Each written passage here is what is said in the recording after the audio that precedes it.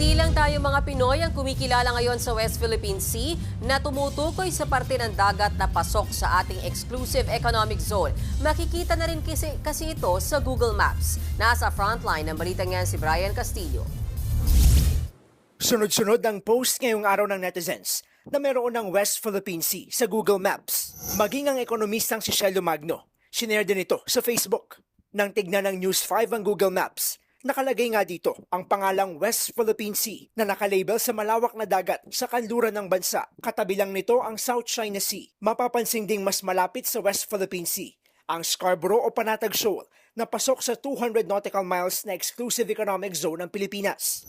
Madalas magpang-abot ang mga mangingisdang Pinoy at mga barko ng China sa Scarborough Shoal. Wala pang detalye kung kailan eksaktong inilagay sa Google Maps ang pangalang West Philippine Sea.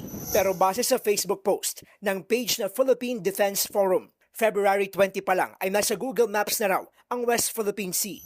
February 4, naging laman ng mga balita ang kontrobersyal na pahayag ni Sagip Party List Representative Rodante Marcoleta na walang West Philippine Sea. Bagay na binatikos ng marami at pinagtalunan pa nila ni Philippine Coast Guard spokesperson for the West Philippine Sea, Commodore J. Tariela. There is nothing as West Philippine Sea. Wala po yun. That is a creation by us. Sa totoo lang po, kahit nabasahin mo yung ating mapa or what, there is no West Philippine Sea. September 2012, nang lagdaan ni dating Pangulong Noynoy Aquino ang Administrative Order No. 29. Ito ang nagsusulong ng kapangyarihan at karapatan ng Pilipinas na magtalaga ng kanyang maritime areas. Sa ilalim nito, ang maritime areas na sakop ng ating exclusive economic zone ay binansagang West Philippine Sea. Ang hakbang na ito ay sa gitna ng noon pa may matindi ng agawan ng teritoryo ng Pilipinas at China. Nito lamang nakaraang linggo, muling nagpulong ang ASEAN o ang Association of Southeast Asian Nation kasamang China para sa binubuong ASEAN-China Code of Conduct. Dito muling binigyang diin ng Pilipinas ang posisyon natin sa pag-iit sa karapatan ng bansa sa ating EEZ.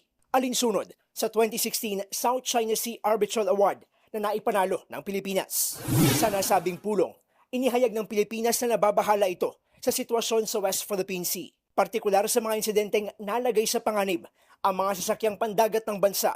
Muli ring idiniin ng Pilipinas ang commitment nito na lutasin ang mga pagtatalo sa dagat sa mapayapang paraan. Nagbabalita mula sa frontline. Brian Castillo, News 5.